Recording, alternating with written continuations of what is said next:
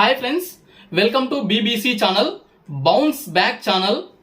మనం గత వీడియోలో ఇండియన్ జియోగ్రఫీ అనే సబ్జెక్ట్ కి సంబంధించి ఫస్ట్ చాప్టర్ భారతదేశం ఉనికి అనేది స్టార్ట్ చేసాం. ఈ చాప్టర్ లో మనం పేరు అనే దాని నుంచి స్టార్ట్ చేసి భారతదేశానికి సంబంధించిన అక్షాంశాలు ఏమున్నాయి, రేఖాంశాలు ఏమున్నాయి అనే దానితో ఎండ్ చేసాం. దీని కంటిన్యూయేషన్ గా సెకండ్ పార్ట్ అనేది ఈ వీడియో ద్వారా మీకు అందించబోతున్నాను. అయితే ఈ వీడియో స్టార్ట్ చేసే ముందు, చాప్టర్ స్టార్ట్ చేసే ముందు నా వీడియోస్ ని చూస్తున్న వాళ్ళు ఎవరైనా సరే ఈ ఛానల్ ని సబ్స్క్రైబ్ చేసుకోకపోయి ఉంటే సబ్స్క్రైబ్ చేసుకోండి. కొత్తగా ఈ రోజే ఫస్ట్ వీడియో చూస్తున్న వాళ్ళు ఉంటే గత 2 వీడియోలు కూడా చూడండి, అప్పుడు మీకు క్లారిటీగా అర్థమవుతుంది. అలాగే ఈ వీడియోని లైక్ చేయండి, లైక్ చేయడం ద్వారా ఎక్కువ మందికి చేరుతుంది. అలాగే వీడియోని సబ్స్క్రైబ్ చేసుకునే వాళ్ళు సబ్స్క్రైబ్ చేసుకోండి, షేర్ చేయండి. ఒకవేళ నచ్చకపోతే ఏదన్నా మిస్టేక్స్ కానీ ఏమన్నా అంటే డెవలప్మెంట్స్ కానీ ఉంటే కామెంట్ రూపంలో తెలియజేయండి. ఇప్పుడు మనం చాప్టర్లోకి వెళ్దాం. ఫ్రెండ్స్, మనం గత వీడియోలో ఇండియన్ జాగ్రఫీకి సంబంధించిన ఈ ఉనికి అనే చాప్టర్లో అక్షాంశాలు, రేఖాంశాలను చూసాం కదా. కానీ ఇక్కడ 2 పాయింట్స్ నేను చెప్పడం మర్చిపోయాను. అదేంటి అంటే, మన భారతదేశం యొక్క చివరి ప్రాంతాలు ఉన్నాయి కదా, ఉత్తరాన, దక్షిణాన, తూర్పున, పడమరన, ఈ ప్రాంతాల దగ్గర అక్షాంశం యొక్క నెంబరింగ్ ఏముంది, రేఖాంశం నెంబరింగ్ ఏముంది అనేది చూడాలి. వీటిపైన గతంలో ప్రశ్నలు అడిగారు. మన భారతదేశాన్ని కనుక తీసుకుంటే ఈ భారతదేశంలో 2 ప్రధానంగా గమనించాల్సిన విషయాలు ఉన్నాయి. ఒకటి ఏంటి అని అంటే, భారతదేశం యొక్క ప్రధాన భూభాగం. అంటే ఇక్కడ కనిపిస్తుంది కదా ఈ ఫిగర్, ఇందులో ఇదంతా కూడా భారతదేశం యొక్క ప్రధాన భూభాగంగా తీసుకుంటాం. దీవులను కనుక కలుపుకుంటే అవి కూడా మనకు అండమాన్ నికోబార్ దీవులు, లక్షద్వీపులు, ఇలాంటి దీవుల రూపంలో మన భారతదేశానికి చెందినవి ఉన్నాయి. అంటే వాటిని కూడా పరిగణలోకి తీసుకుంటే భారతదేశం యొక్క చివరి ప్రాంతాలు కొంచెం మారే అవకాశం ఉంటుంది. కాబట్టి ఇక్కడ 2 రకాలుగా మనం చివరి ప్రాంతాలని చూడాల్సి ఉంటుంది. వాటి దగ్గర అక్షాంశాలను చూడాల్సి ఉంటుంది, రేఖాంశాలను చూడాల్సి ఉంటుంది. ప్రధాన భూభాగాన్ని కనుక తీసుకుంటే దక్షిణాన కన్యాకుమారి అనే ప్రాంతం చివరి ఎండ్ అవుతుంది. ఇక్కడ 8 degrees 4 minutes అనే నార్త్ అంటే ఉత్తర అక్షాంశం అనేది ఉంది. చివరి ప్రాంతం 8 degrees 4 minutes అనే అక్షాంశంతో ఎండ్ అవుతుంది. ఇది ఇక్కడ ప్రధాన భూభాగాన్ని పరిగణలోకి తీసుకుంటే. అదే ఉత్తరానికి వెళ్తే 37 degrees 6 minutes north, 37 degrees 6 minutes north అనే దానితో ఉత్తరాన ఎండ్ అవుతుంది. ఈ 2 అక్షాంశాలు. ఇప్పుడు రేఖాంశాలు తీసుకుందాం. రేఖాంశాల్లో పశ్చిమాన అంటే గుజరాత్ రాష్ట్రం దగ్గర చివరి పాయింట్ దగ్గర ఏముంటుందంటే 68 degrees 68 degrees 7 minutes అనేది ఎండ్ పాయింట్ ఉంటుంది. దీని ఈస్ట్ అనాలి. రేఖాంశము మన భారతదేశం పూర్వార్ధగోళంలో ఉంది కాబట్టి ఈస్ట్ గా తీసుకుంటాం. 68 degrees 7 నిమిషాలు అంటాం, 68 degrees 7 minutes. నెక్స్ట్ ఈస్ట్ లో తీసుకుంటే, తూర్పు భాగాన్ని తీసుకుంటే అరుణాచల్ ప్రదేశ్ దగ్గర చివరి ప్రాంతం అనేది ఎండ్ అవుతుంది. ఇక్కడ ఎంత ఉంది అని అంటే 97 degrees 25 minutes అనే పాయింట్ ఉంటుంది. 97 degrees 25 minutes అనేది చివరి ప్రాంతం. ఇవి గుర్తుపెట్టుకోవాల్సిన ముఖ్యమైన విషయాలు. ఫ్రెండ్స్, వీటిని గుర్తుపెట్టుకునే క్రమంలో మనం ఈజీగా మర్చిపోతూ ఉంటాం. ఈజీగా అంటే ఎన్నిసార్లు చదివినా మర్చిపోయే అవకాశం ఉంటుంది. ఈజీగా గుర్తు పెట్టుకోవాలనుకుంటే కొన్ని టెక్నిక్స్ లేదా ట్రిక్స్ ద్వారా నేర్చుకోవడం అనేది ఉత్తమమైన పద్ధతి. చూడండి ఫ్రెండ్స్, ఇక్కడ మనం సౌత్ లో తీసుకుంటే 8 కంటే ముందు 0 అని తీసుకోండి. అంటే 0 ఒక అంకెకు లేదా ఒక సంఖ్యకు ముందు 0 ఉంటే దానికి విలువ ఉండదు. అది తీసుకున్నా తీసుకోకపోయినా నో ప్రాబ్లం. ఇక్కడ 0 ఉంది అనుకుందాం. ఇప్పుడు చూడండి, సౌత్ లో 0 ఫస్ట్ పాయింట్. ఫస్ట్ అంటే నెంబరింగ్ గుర్తు పెట్టుకోవడం కోసం 0 3 6 9 0 3 6 9. ఈ రెండింటికి డిఫరెన్స్ 3, వీటి రెండింటికి డిఫరెన్స్ 3, ఈ రెండింటికి 3, 0 3 6 9. ఇప్పుడు సెకండ్ పాయింట్ చూడండి. సెకండ్ ఇందులో 8 ఉంది కదా, 8 7 8 7 చూడండి, 8 7 8 7 ఇలా. ఆ తర్వాత ఈ మినిట్స్ వచ్చినాయి కదా, వీటికి చూడండి ఎలా ఉంది. 4 5 6 7 4 5, 6, 7. చూడండి ఈజీగా గుర్తుంటుంది.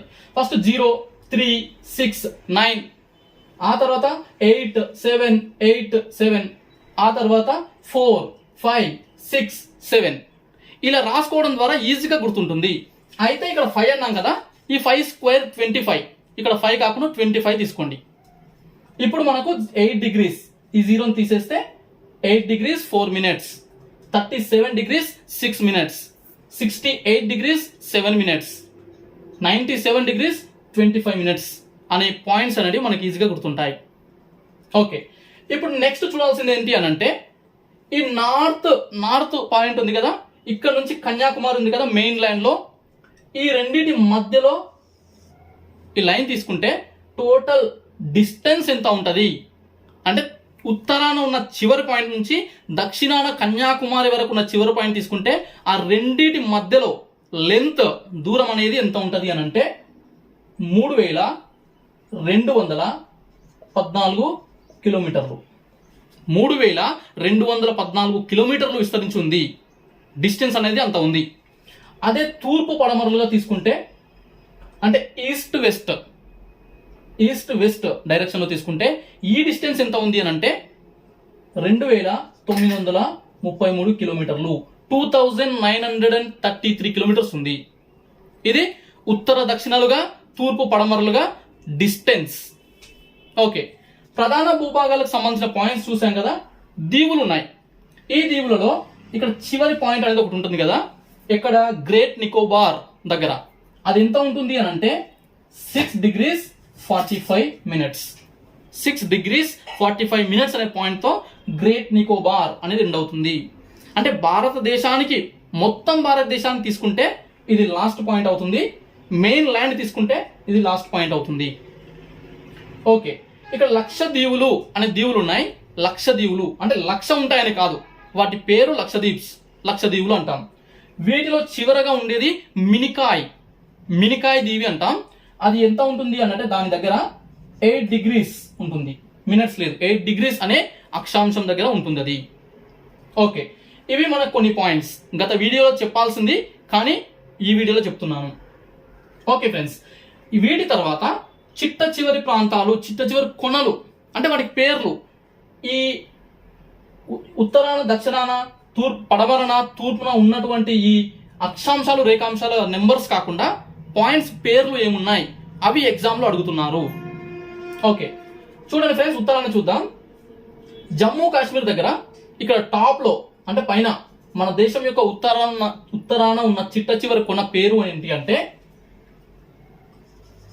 ఇందిరా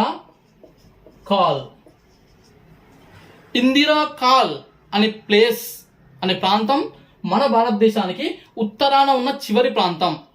ఈ చిట్ట చివరి కొనలని ఇంగ్లీష్లో ఎక్స్ట్రీమ్ పాయింట్స్ ఆఫ్ ఇండియా అంటాం ఇంగ్లీష్లో. తెలుగులో చిట్ట చివరి కొనలు అంటాం.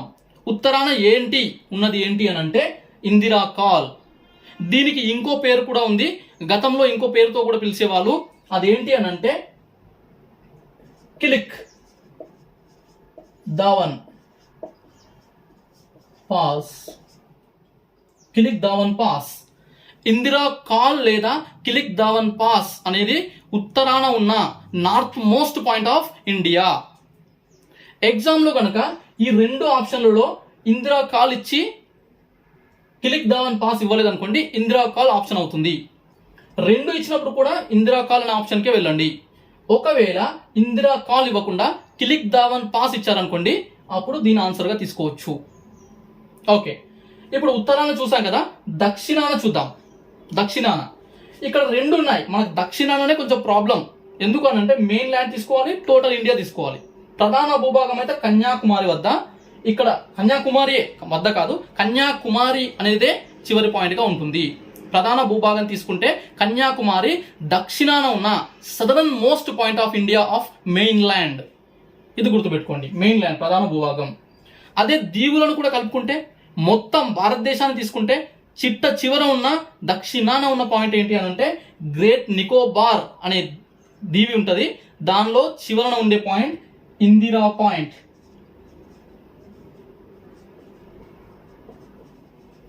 ఇందిరా పాయింట్, చిట్ట చివరన ఉండేది ఇందిరా పాయింట్.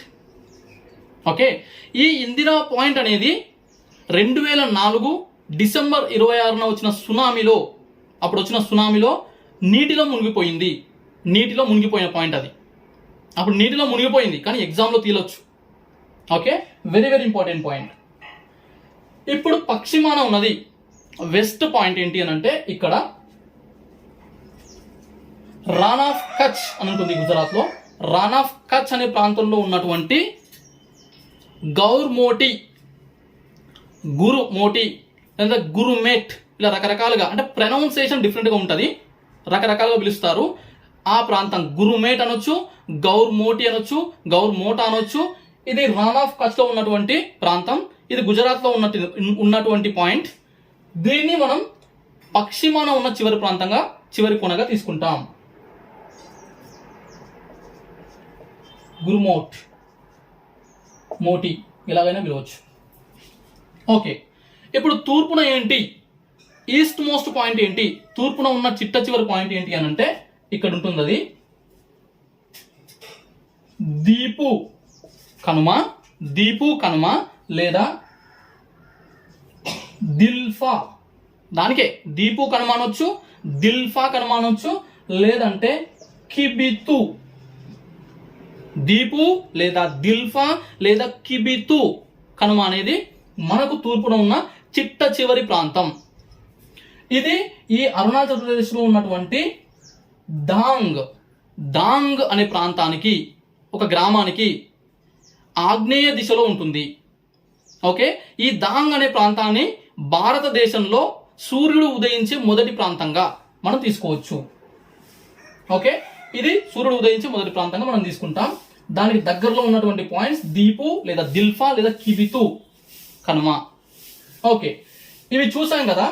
ఇక్కడ కొన్ని కన్ఫ్యూజన్స్ అనేటివి పోగొట్టుకోవడానికి కొన్ని ట్రిక్స్ అనేవి కొన్ని చూద్దాం. ఇక్కడ ఇందిరా పాయింట్ ఉంది కదా, ఈ ఇందిరా పాయింట్కి ఇతర పేర్లు ఉన్నాయి, వేరే పేర్లతో కూడా పిలుస్తాం. అవి ఏంటి అని అంటే Pygmalion, Pygmalion point, Pygmalion point అనే ఒక పేరు ఉంది. ఇంకో పేరు ఏంటి అని అంటే లాహెన్ చింగ్ పాయింట్, లాహెన్ చింగ్ పాయింట్ అని కూడా ఉంది. ఇంకో పేరు ఉంది, అదేంటి అని అంటే Parsons point. Okay, Indira point అన్నా, పిగ్మోలియన్ పాయింట్ అన్నా, లాహెన్ చింగ్ పాయింట్ అన్నా, పార్సన్ పాయింట్ అన్నా, ఇవన్నీ ఒకటే. ఎగ్జామ్లో ఒక్కొక్కసారి ఇందిరా పాయింట్ ఇవ్వకుండా వీటిని ఇస్తాడు, ఎందుకంటే ఇదంతా తెలుసు, ఇవి తెలియవనే ఉద్దేశంతో ఇవి ఇచ్చే అవకాశం ఉంటుంది. సో ఫ్రెండ్స్, వీటిని గుర్తుపెట్టుకోవాలంటే ఒక చిన్న కోడ్ గుర్తుపెట్టుకోండి. అందరికీ ఫ్లిప్కార్ట్ తెలుసు కదా, ఫ్లిప్కార్ట్. ఈ ఫ్లిప్కార్ట్లో ఫ్లిప్ ఉంది. ఫ్లిప్ అనే దాన్ని ప్లిప్, పిఎల్ఐపి ప్లిప్ అని గుర్తుపెట్టుకోండి. PLIP plip. ఓకే, పి అంటే Pygmalion point. P stands for Pygmalion point. L అంటే Lahen Ching point, Lahen Ching point. I అంటే Indira point, Indira point. P అంటే ఇంకో పి ఉంది కదా, Parson point. Okay, Pygmalion point, Lahen Ching point, Indira point and Parson point. ఇలా ఫ్లిప్ గుర్తుపెట్టుకుంటే వీటిలో ఏ పేరున్నా కూడా, ఏది ఎగ్జామ్లో వచ్చినా కూడా మనం ఆన్సర్ చేసే అవకాశం ఉంటుంది. ఓకే, ఇప్పుడు ఇక్కడ ఇందిరా కాల్ ఉంది కదా నార్త్లో, ఇక్కడ ఇందిరా పాయింట్ ఉంది కదా సౌత్లో. ఏది సౌత్ ఏది నార్త్ అనేది కొన్నిసార్లు కన్ఫ్యూజన్ అవుతాం. అంటే క్వశ్చన్ కనుక ఇలా వచ్చింది అనుకోండి, ఉత్తరాన ఉన్న చిట్ట చివరి పాయింట్ ఏది, చిట్ట చివరి కొన ఏది అని చెప్పేసి క్వశ్చన్ వచ్చి ఆన్సర్లో ఇందిరా కాల్ ఉంది, ఇందిరా పాయింట్ కూడా ఉంది. అలాంటప్పుడు ఇందిరా కాల, ఇందిరా పాయింట్ అనే కన్ఫ్యూజన్లోకి వెళ్ళిపోతాం. దీనికి కూడా ఒక చిన్న ట్రిక్ గుర్తుపెట్టుకోండి ఫ్రెండ్స్. ఇందిరా అనే అమ్మాయికి విచిత్రంగా కాళ్ళు పైకున్నాయి, ఇది కోడ్. ఇందిరా అనే అమ్మాయికి విచిత్రంగా కాళ్ళు పైకున్నాయి, అంటే కాళ్ళు కిందకుంటాయి కదా కానీ కాళ్ళు పైకున్నాయి. అంటే ఇక్కడ మీనింగ్ ఏంటి, మనకి ఎగ్జామ్ ఎందుకు గుర్తుపెట్టుకోవడానికి వస్తుంది అంటే కాళ్ళు పైనకున్నాయి అంటే Indira call. Okay, Indira call, కాళ్ళు పైకున్నాయి. పైన అంటే ఉత్తరాన. ఇందిరా కాల్ అనే పాయింట్ ఉత్తరాన ఉంటుంది. ఇది ఉత్తరాన ఉంది అని అంటే ఇందిరా కాల్ ఉత్తరాన ఉంది అంటే ఇందిరా పాయింట్ అనేది దక్షిణాన ఉంటుంది అని ఆటోమేటిక్గా గుర్తుండే అవకాశం ఉంటుంది.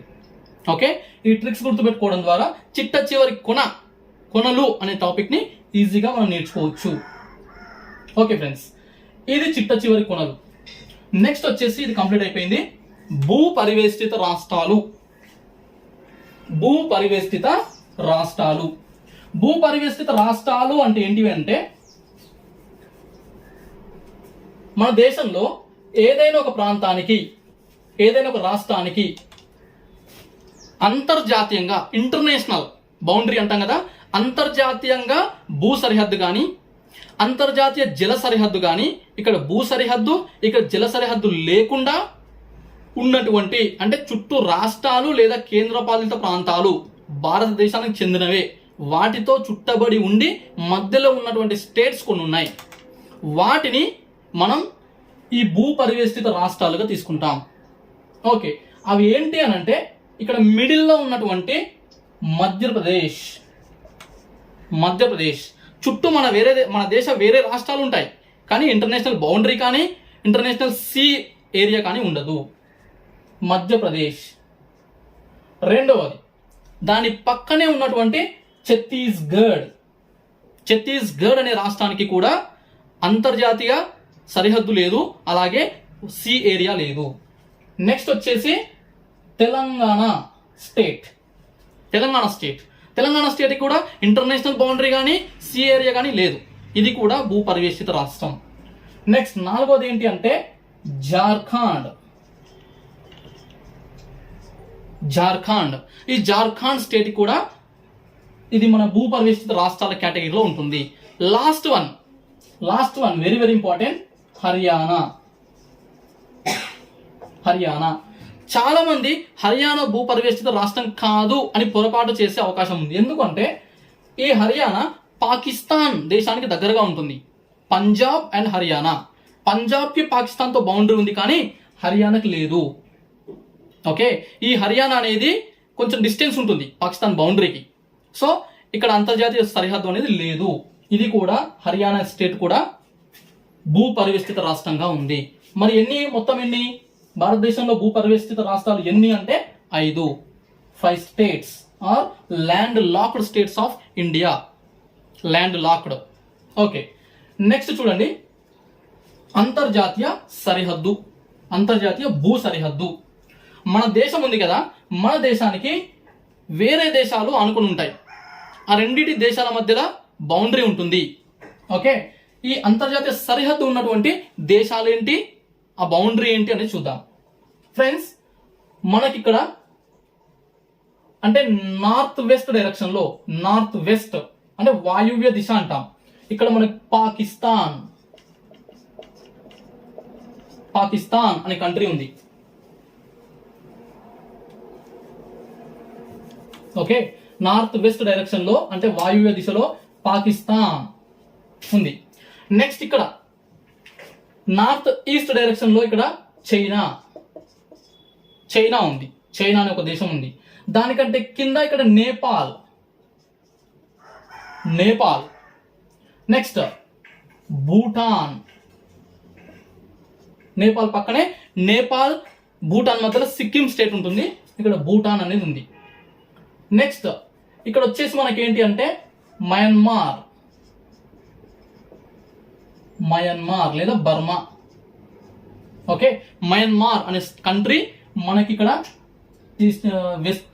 ఈస్ట్ గా ఉంటుంది. మన కంట్రీకి ఈస్ట్ డైరెక్షన్ లో ఉంటుంది. నెక్స్ట్ బంగ్లాదేశ్ అనేది ఒకటి మనకు బౌండరీ ఉంది.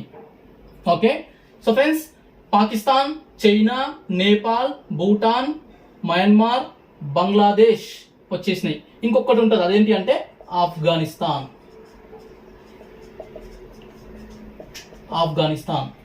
మొత్తం 7 దేశాలు, 7 కంట్రీస్ అనేవి ఉన్నాయి కదా. ఈ 7 కంట్రీస్ మన ఇండియాతో బౌండరీ ఉన్నాయి, మన నైబరింగ్ కంట్రీస్. వీటితో మనకు అంతర్జాతీయ భూ సరిహద్దు అనేది ఉంది. ఓకే, ఈ 7 నెంబర్ ఆల్రెడీ మనం చూసాం ఇంతకు ముందు. ఎక్కడ? మన భారతదేశం ప్రపంచంలో విస్తీర్ణంలో 7వ స్థానంలో ఉంది అన్నాం కదా. అక్కడ 7 నెంబర్ గుర్తుపెట్టుకోవాలి. ఇక్కడ కూడా మన దేశానికి సరిహద్దు పంచుకున్నటువంటి దేశాలు అంటే కూడా 7 దేశాలు, 7 కంట్రీస్ అనేది గుర్తుపెట్టుకోవాలి. 7 countries have boundary with India. Okay friends, ఈ బౌండరీకి సంబంధించి ఇంపార్టెంట్ పాయింట్స్ ఏంటి అంటే, అత్యధికంగా దానికంటే ముందు టోటల్ బౌండరీ చూద్దాం. మన దేశంకి అంతర్జాతీయంగా అంటే ఇక్కడ నుంచి ఇక్కడ వరకు టోటల్గా ఎంత ఏరియా, ఎంత ఇంటర్నేషనల్ బౌండరీ ఏరియా అనేది ఉంది అంటే 15,106.7 kilometres. Okay, international boundary of India ఎంత? 15,106.7 కిలోమీటర్లు. ఓకే, 15,106.7 కిలోమీటర్లు.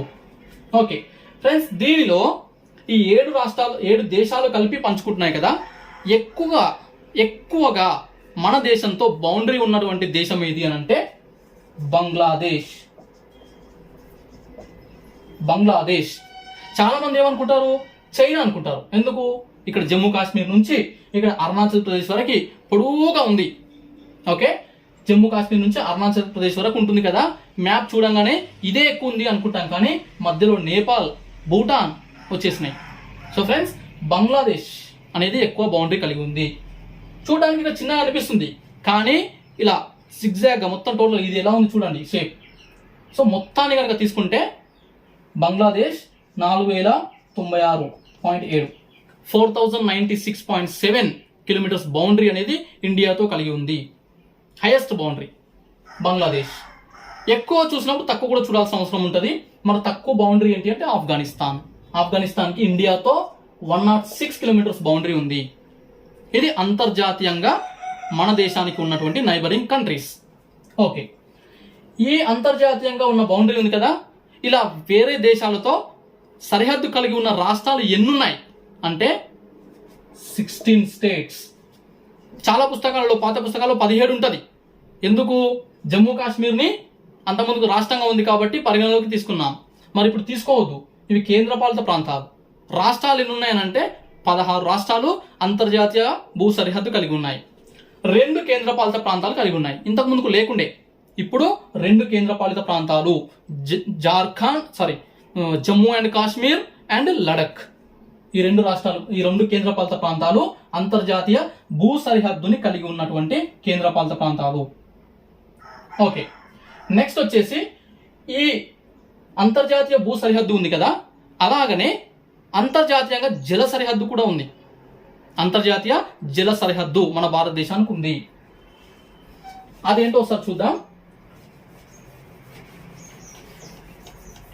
ఓకే, ఇక్కడ గుజరాత్తో స్టార్ట్ చేసి వెస్ట్ బెంగాల్ వరకు, ఇక్కడ గుజరాత్, ఇక్కడ వెస్ట్ బెంగాల్ వరకు ఈ ఏరియా ఉంది కదా, అంటే దక్షిణ భారతదేశం లేదా ద్వీపకల్ప భారతదేశం అంటాం.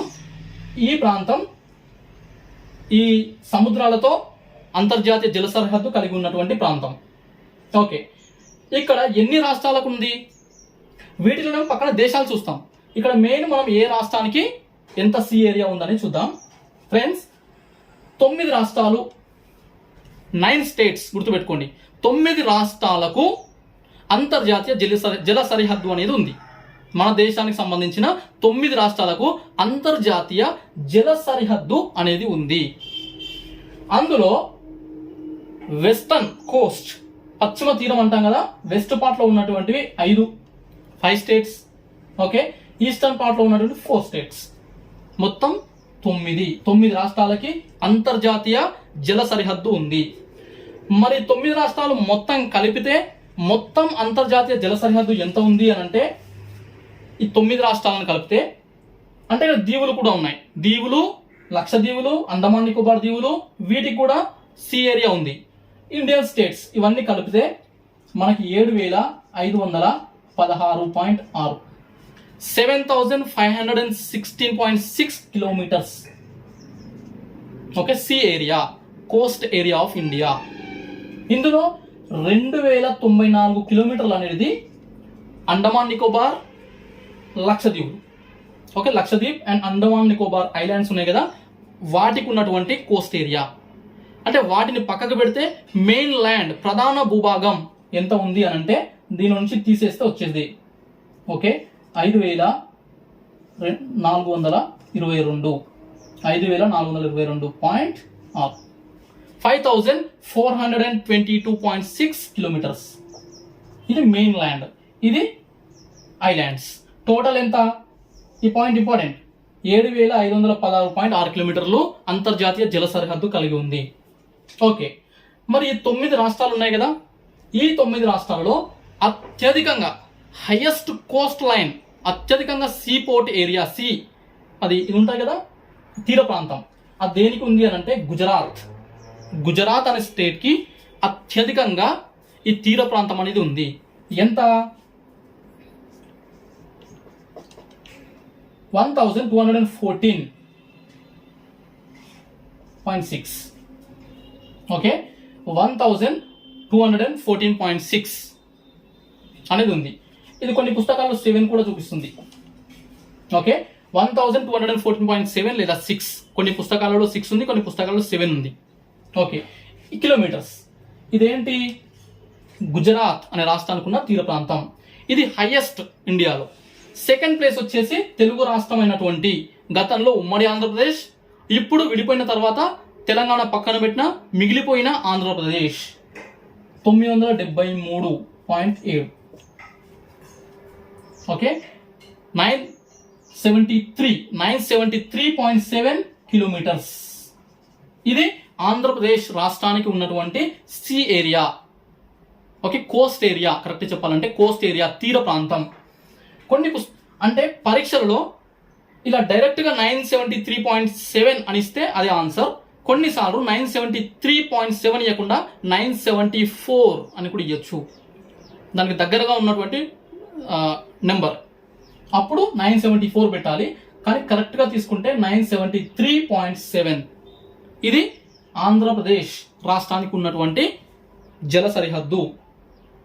ఓకే, నెక్స్ట్ మనం చూడాల్సింది ఏంటి అని అంటే ఈ భారతదేశంలో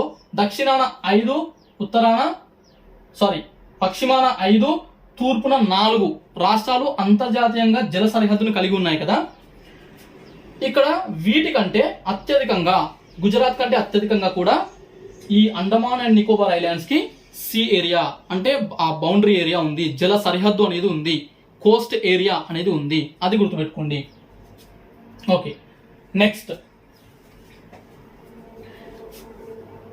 ఈ జల సరిహద్దు అనేది అయిన తర్వాత మనం సరిహద్దు వివాదాలు చూద్దాం కొన్ని.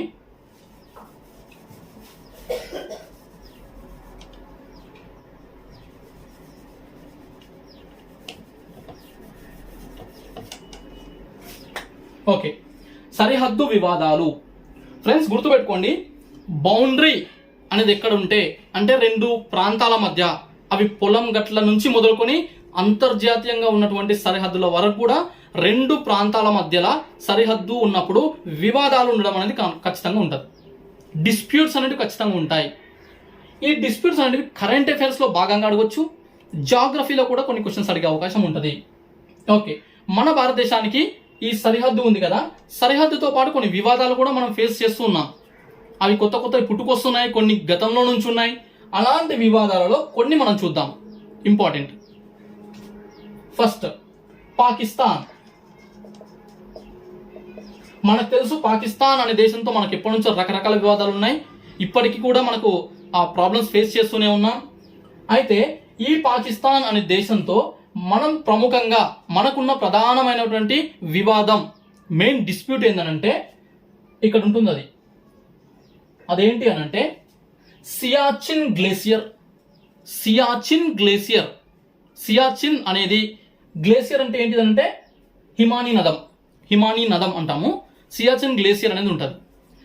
ఈ ప్రాంతం అనేది మన కంట్రోల్లో ఉన్నప్పటికీ అది మాకు చెందినది, పాకిస్తాన్కి చెందినది అని చెప్పేసి పాకిస్తాన్ ఆక్యుపై చేయడానికి ట్రై చేస్తుంది. ఇక్కడ వివాదాలు ఉన్నాయి. సియాచిన్ గ్లేసియర్ అనేది ప్రధానమైనటువంటి ప్రాంతం ఇది.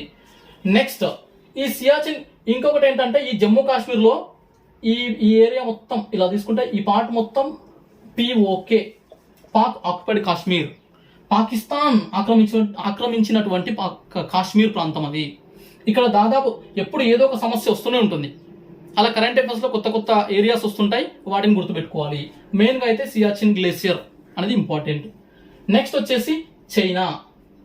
ఈ సియాచిన్ గ్లేసియర్ కాకుండా పాకిస్తాన్ కి గుజరాత్ దగ్గర కూడా సర్క్రిక్ అనే ప్రాంతం దగ్గర కూడా వివాదాలు ఉన్నాయి. ఇక్కడ ఇది పాకిస్తాన్ 24 డిగ్రీస్ అనేటువంటి సమాంతర రేఖ అనేది బౌండరీ అని చెప్పేసి పాకిస్తాన్ ఒక లైన్ గీసింది. గీయడం అంటే ఒక లైన్ ని గుర్తించి ఈ లైన్ ఇది మా బౌండరీ అని చెప్పేసి అంటుంది. దాన్ని ఇండియా తిరస్కరించింది. మనం గుర్తించలే, అది తప్పు, ఆ బౌండరీ లైన్ అని తప్పు అని చెప్పేసి మనం అంటున్నాం. ఓకే, నెక్స్ట్ ఈ పాకిస్తాన్ తర్వాత ఎక్కువగా మనకు నేపాల్తో చైనాతో ఉంది. చైనాతో కాశ్మీర్లోనే ఇటు ఉంటుంది. అదేంటిది? ఆక్సాయిచిన్ గ్లేసియర్. సియాచిన్ గ్లేసియర్ కి తూర్పున ఉంటుంది ఆక్సాయిచిన్ గ్లేసియర్. ఈ ఆక్సాయిచిన్ అనే ప్రాంతం చైనా ఆక్రమించుకుంది. ఇక్కడ కూడా మనకు వివాదాలు ఉన్నాయి. ఆ ప్రాంతం మనది అని మనం, లేదు మాది అని వాళ్ళు. ఓకే, ఈ గాల్వాన్ లోయ అనేది కూడా ఈ ఆక్సాయిచిన్ ఉంది కదా ఇక్కడ దగ్గరలోనే ఉంటుంది. ఓకే, నెక్స్ట్ ఇక్కడ అరుణాచల్ ప్రదేశ్ వద్ద తవాంగ్ అనే ఒక జిల్లా ఉంది.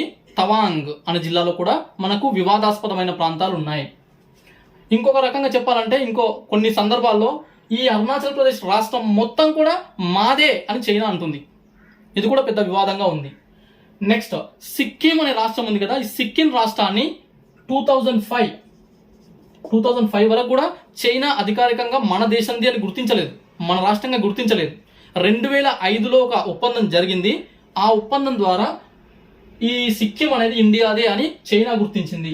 అదే సమయంలో ఇక్కడ నాతులా పాస్ అనేది ఉంటుంది. అది వాణిజ్యంగా చాలా ఇంపార్టెంట్.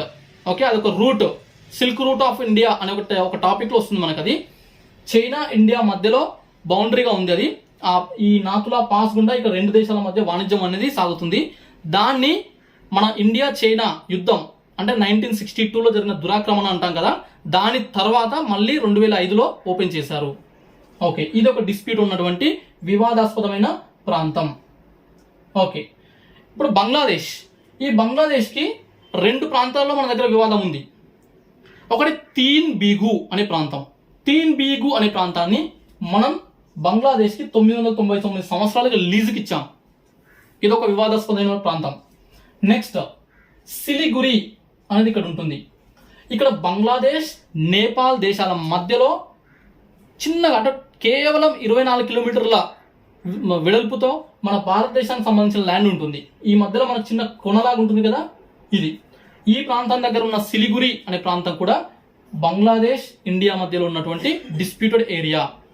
ఓకే, నెక్స్ట్ వచ్చేసి మాతా బంగా అనే ఒక రివర్ కూడా ఉంటుంది. అది కూడా ఇండియా బంగ్లాదేశ్ మధ్యలో వివాదాస్పదమైన నది. న్యూమూర్ దీవులు అని కూడా ఉంటాయి. న్యూమూర్ ఐలాండ్స్ అనేది కూడా ఇండియా బంగ్లాదేశ్ దేశాల మధ్య ఉన్నటువంటి వివాదంతో కూడినటువంటి ప్రాంతాలు. నెక్స్ట్ పాకిస్తాన్, చైనా, బంగ్లాదేశ్ తర్వాత మనకి నేపాల్తో మనకి గతంలో వరకు వివాదాలు లేకుండే, చాలా రోజుల వరకు వివాదాలు లేకుండే. కానీ ఈ మధ్యలో వివాదాలు స్టార్ట్ అయినాయి. నేపాల్ కూడా తయారైంది వాటితో పాటు. అదేంటి అని అంటే ఇక్కడ ఉత్తరాఖండ్ స్టేట్ ఉంది కదా, ఈ ప్రాంతంలో ఈ బౌండరీ దగ్గర ఉత్తరాఖండ్ నేపాల్ మధ్యలో ఇక్కడ భారతదేశానికి సంబంధించినటువంటి 3 ప్రాంతాలు ఉన్నాయి. వాటిని కాలాపాని ఇంపార్టెంట్. అందులో కాలాపాని అనేది ఒకటి, లిపు లేక్, కాలాపాని, లింపు యాథురా అనే 3 ప్రాంతాలని నేపాల్ మా ప్రాంతాలు, మా దేశానికి చెందినవి అని చెప్పేసి వాదిస్తూ వస్తుంది. ఇంకొక స్టెప్ తీసుకొని ఏం చేసిందంటే గత సంవత్సరం, ఇది చాలా ఇంపార్టెంట్, కరెంట్ అఫైర్స్ లో కూడా ఉంటుంది. గత సంవత్సరం ఈ ప్రాంతాలని వాళ్ళ దేశంలో ప్రాంతాలుగా కొత్త మ్యాప్ అనేది విడుదల చేసింది. మే మంత్లో ఈ నేపాల్ కొత్త మ్యాప్ రిలీజ్ చేసింది, వాళ్ళ కంట్రీ మ్యాప్. అందులో ఈ ప్రాంతాలని వాళ్ళ ప్రాంతాలుగా వాళ్ళ దేశ పటంలో చూపించింది. ఇది రీసెంట్ గా జరిగిన ఇష్యూ. ఓకే, నెక్స్ట్ ఈ ఆఫ్ఘనిస్తాన్ అనేది పెద్దగా ఏం లేవు మనకి. ఇక్కడ వచ్చేసి మయన్మార్ దేశంతో కూడా గతంలో ఉండేటివి కానీ అవి పరిష్కరించబడ్డాయి. నెక్స్ట్ వచ్చేసి భూటాన్ దేశంతో కూడా పెద్దగా వివాదాలు ఏం లేవు.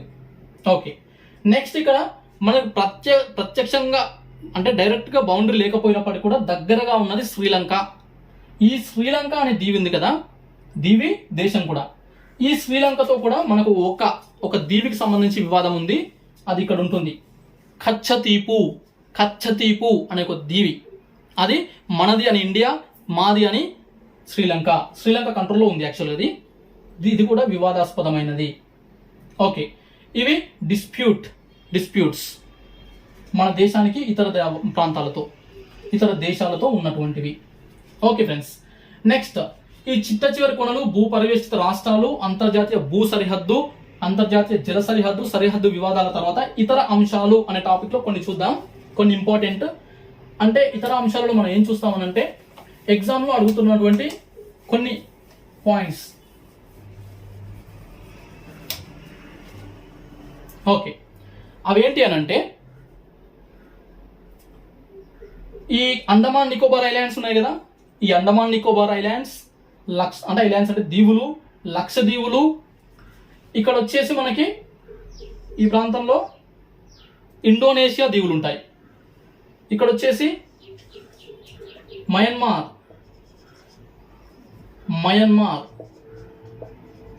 అనే దేశం ఉంది. ఈ దేశాల మధ్యలో ఇక్కడ కొన్ని ఛానల్స్ అన్నట్టు చూడాల్సి ఉంటుంది. కొన్ని ఛానల్ అంటే ఏంటి అని అంటే రెండు ప్రధాన భూభాగాలు లేదా రెండు దేశాల మధ్యలో ఉన్నటువంటి జలభాగం, రెండు దేశాలని వేరు చేస్తున్నటువంటి నేరో అంటే సన్నగా ఉన్నటువంటి ప్రధానమైనటువంటి జలభాగం. చూడండి ఫ్రెండ్స్, ఇక్కడ అండమాన్ నికోబార్ దీవుల మధ్యలో మనకి ఇక్కడ తీసుకుంటే డంకన్ పాస్ అనేది ఒకటి వస్తుంది. అది ఎక్కడ ఉంటుంది? దక్షిణ అండమాన్. అలాగే ఇది దక్షిణ అండమాన్, ఇక్కడ లిటిల్ అండమాన్ ఉంటుంది. వాటి రెండు మధ్యలో ఉండేది డంకన్ పాస్ ఇక్కడ ఉంది అని అంటే ఇది గతంలో అడిగారు, వచ్చిన ప్రశ్ననే. దక్షిణ అండమాన్ అలాగే లిటిల్ అండమాన్ మధ్యలో ఉంటుంది. వాటి కింద అండమాన్ దీవులని నికోబార్ దీవులని వేరు చేస్తూ మధ్యలో ఉన్నటువంటి జలభాగం ఏంటి అని అంటే, జలభాగంలో ఉన్న ఛానల్ ఏంటి అని అంటే 10 డిగ్రీ ఛానల్ అంటాం. ఇక్కడ మయన్మార్ ఉంది కదా, అండమాన్ దీవులు మయన్మార్ మధ్యలో ఉన్నటువంటిది ఏంటంటే ఖోఖో ఛానల్ అనేది మయన్మార్ మరియు అండమాన్ దీవుల మధ్యలో ఉన్న ఛానల్. అదే నికోబార్ దీవు ఉంది కదా, గ్రేట్ నికోబార్, దానికి ఇండోనేషియాకు మధ్యలో ఉన్నది ఏంటంటే గ్రేట్ నికోబార్ అలాగే ఇండోనేషియా కంట్రీకి సంబంధించిన దీవుల మధ్యలో ఉన్నటువంటి గ్రేట్ ఛానల్. ఓకే, ఇక్కడ మినికాయ్ దీవి ఉంటుంది. లక్షద్వీపులలో చిట్ట చివరకు ఉండేది మినికాయ్. దానికి కింద ఉన్న మాల్దీవ్స్ ఉంటాయి. మాల్దీవ్స్ మధ్యలో ఉన్నది ఏంటంటే 8 డిగ్రీ ఛానల్ అనేది ఇక్కడ ఉంది. ఇది కూడా ఇంపార్టెంట్. ఇవన్నీ ఛానల్స్. నెక్స్ట్ మనం దక్షిణ భారతదేశాన్ని తీసుకుంటే, ఇలా దక్షిణ భారతదేశంలో ఈ గుజరాత్ స్టేట్ నుంచి ఇక్కడ ఉంది కదా, వీటిలో అంతర్జాతీయ సరిహద్దు పంచుకున్న రాష్ట్రాలు ఎన్ని అని అంటే మనం ఈ 16 అనుకున్నాం కదా.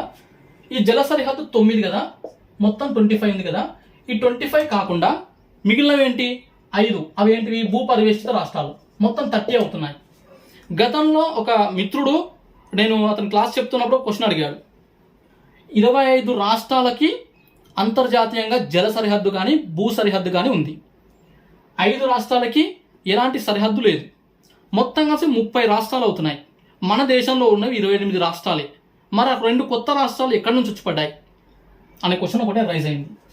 ఫ్రెండ్స్, ఇక్కడ గుర్తుపెట్టుకోండి, గుజరాత్ అనే రాష్ట్రానికి అంతర్జాతీయ జల సరిహద్దు ఉంది, అంతర్జాతీయ భూ సరిహద్దు కూడా ఉంది. ఇక్కడ international boundary okay with Pakistan. అలాగే ఇక్కడ అరేబియా సముద్రం ఉంది. ఓకే, జల సరిహద్దు భూ సరిహద్దు సేమ్. అలాగే ఇక్కడ వెస్ట్ బెంగాల్కి బంగ్లాదేశ్తో సరిహద్దు ఉంది. అలాగే ఇక్కడ బంగాళాఖాతం అనేది కూడా ఉంది. సో ఫ్రెండ్స్, 2 రాష్ట్రాలకి అంతర్జాతీయ భూ సరిహద్దు, అంతర్జాతీయ జల సరిహద్దు 2 ఉన్నాయి కాబట్టి 2 రాష్ట్రాలు 2 సార్లు ఎంట్రీ అయ్యాయి కాబట్టి మనకి 30 వస్తుంది. కానీ నిజానికి ఉన్న స్టేట్స్ మొత్తం 28. అది గుర్తుపెట్టుకోండి. నెక్స్ట్ ఇతర అంశాల్లో మనం చూడాల్సింది ఏంటి అంటే ఇక్కడ ఈ సముద్రం ఉంది కదా, ఈ సముద్రానికి సంబంధించి వాటిపైన మనకు కొన్ని హక్కులు ఉన్నాయి. ఓకే, మన దేశానికి ఆనుకొని దక్షిణ భారతదేశానికి ఆనుకొని ఉన్నటువంటి ఈ సముద్రాలపైన కొన్ని హక్కులు ఉన్నాయి.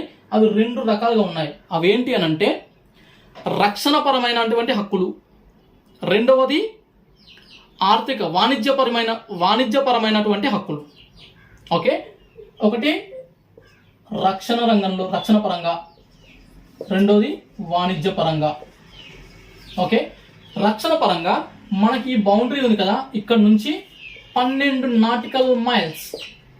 ఓకే, ఇలా 12 నాటికల్ మైల్స్ 12 నాటికల్ మైల్స్ ఇలా తీసుకుంటే ఇదంతా కూడా మనకి రక్షణ పరంగా మనకు హక్కు ఉన్నటువంటి ప్రాంతం.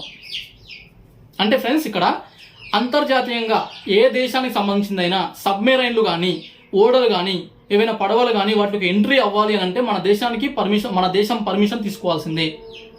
ఓకే, నెక్స్ట్ వాణిజ్య పరంగా EEZ ఎక్స్క్లూజివ్ ఎకనామిక్ జోన్ అంటాం. ఎక్స్క్లూజివ్ ఎకనామిక్ జోన్ అది కొంచెం ఎక్కువ ఉంటుంది. ఇలా ఎంత 200 నాటికల్ మైల్స్ అంటే తీర ప్రాంతం వెంట 200 నాటికల్ మైల్స్ వరకు చుట్టూ కూడా మనకి ఆ ఏరియా వాణిజ్య పరంగా హక్కు ఉన్నటువంటిది. అక్కడ వాణిజ్యం, ఓకే, అక్కడ ట్రేడ్ అనేది మనకు హక్కు ఉన్నటువంటిది, మనం చేయొచ్చు. నెక్స్ట్ ఈ ఏరియా మొత్తం ఇలా ఉంది కదా, ఎక్స్క్లూజివ్ ఎకనామిక్ జోన్. ఇది ఎంత ఉంది ఏరియా అంటే 2.02 million kilometres, 2.02 million square kilometres. ఇది ఒక important point. Okay friends, next ఇతర అంశాలలో మనం ఇంకొన్ని పాయింట్స్ చూద్దాం. అవేంటి అని అంటే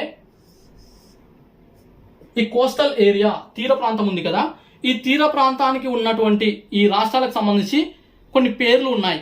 ఆ తీరానికి సంబంధించి కొన్ని పేర్లు ఉన్నాయి. అవేంటి అంటే ఇక్కడ గుజరాత్, ఇక్కడ మహారాష్ట్ర, గోవా. గుజరాత్తో మొదలు పెడితే గుజరాత్ ఇక్కడ నుంచి మహారాష్ట్ర, గోవా. ఈ తీర ప్రాంతాన్ని మనం ఏమంటామంటే కొంకన్ తీరం అంటాం. కొంకన్ తీరం, కొంకన్ కోస్ట్ అంటాం. ఎక్కడ వరకు? గోవా వరకు. దాని తర్వాత ఇక్కడ కర్ణాటక దగ్గర ఉండేది కెనెరా. కొంకన్ ఒకటి, రెండవది కెనెరా అనేది కర్ణాటక తీర ప్రాంతం. నెక్స్ట్ కేరళ వచ్చేస్తుంది. కేరళ దగ్గర ఉన్న తీర ప్రాంతాన్ని ఏమంటామంటే మలబార్ తీరం అంటాం. కేరళ మలబార్ కోస్ట్ అంటాం. నెక్స్ట్ ఇక్కడ తమిళనాడు, తూర్పు తీరంలో తమిళనాడు, దీనికి కోరమాండల్. ఓకే, కోరమాండల్ కోస్ట్, కోరమాండల్ తీరం అంటాం. ఆ తర్వాత ఆంధ్రప్రదేశ్ ఉన్న తీరాన్ని కోస్తా తీరం అనొచ్చు, లేదంటే సర్కార్ తీరం అనొచ్చు. గతంలో గోల్కొండ తీరం అని కూడా అనేవాళ్ళు. నెక్స్ట్ వచ్చేసి ఒరిస్సా స్టేట్ దగ్గర 2 పేర్లు ఉన్నాయి. ఉత్కల్ తీరం అంటాం, లేదంటే కళింగ తీరం లేదా ఉత్కల్ తీరం అనేది ఒరిస్సా రాష్ట్రానికి దగ్గరలో ఉంది. నెక్స్ట్ వెస్ట్ బెంగాల్ దగ్గర బంగా లేదా వంగా తీరం అంటాం. ఇవి కూడా గతంలో ఆర్ఆర్బి ఎగ్జామ్స్ కానీ లేదంటే SSC CGL exams, state government ఎగ్జామ్స్లో కూడా అడిగారు. మలబార్ తీరం లేదంటే కోరమండల్ తీరం లేదంటే ఈ రాష్ట్రం ఇచ్చి రాష్ట్రానికి ఉన్న తీర ప్రాంతాన్ని ఏమంటారు, ఇలాంటి ప్రశ్నలు అనేవి అడిగారు. ఓకే, ఇవి కూడా మనం గుర్తుపెట్టుకోవాల్సినవి. నెక్స్ట్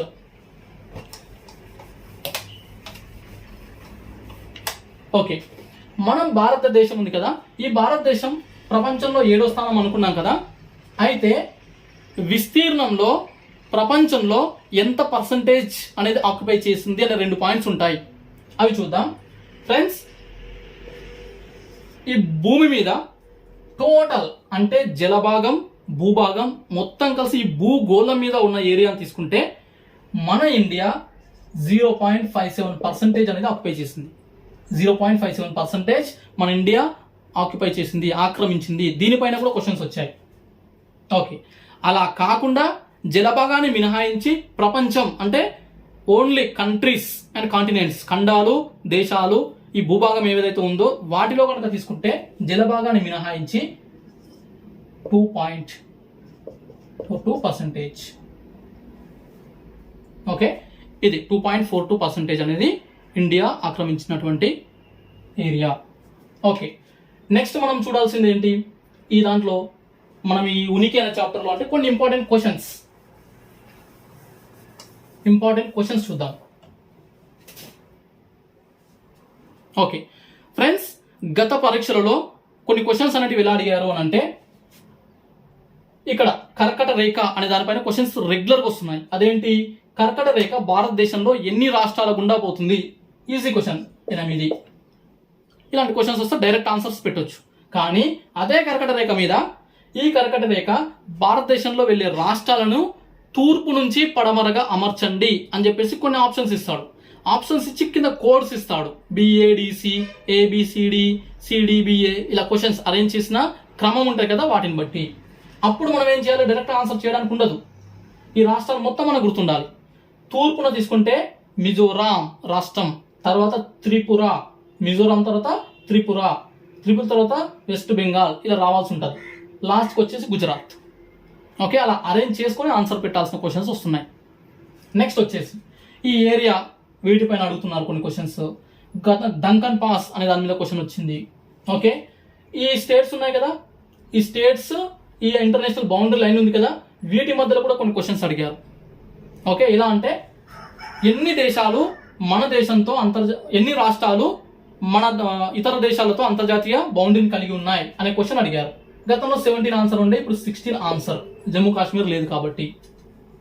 ఓకే, ఇది కూడా ఒక ఇంపార్టెంట్ క్వశ్చన్. వీటితో పాటు మన రాష్ట్రాలు ఉన్నాయి కదా, రాష్ట్రాలు, పెద్ద రాష్ట్రాలు, చిన్న రాష్ట్రాలు, వాటిపైన క్వశ్చన్స్ వచ్చే అవకాశం ఉంటుంది. అన్ని కూడా ఇప్పుడు చెప్పిన పాయింట్స్ అన్ని కూడా ఇంపార్టెంటే.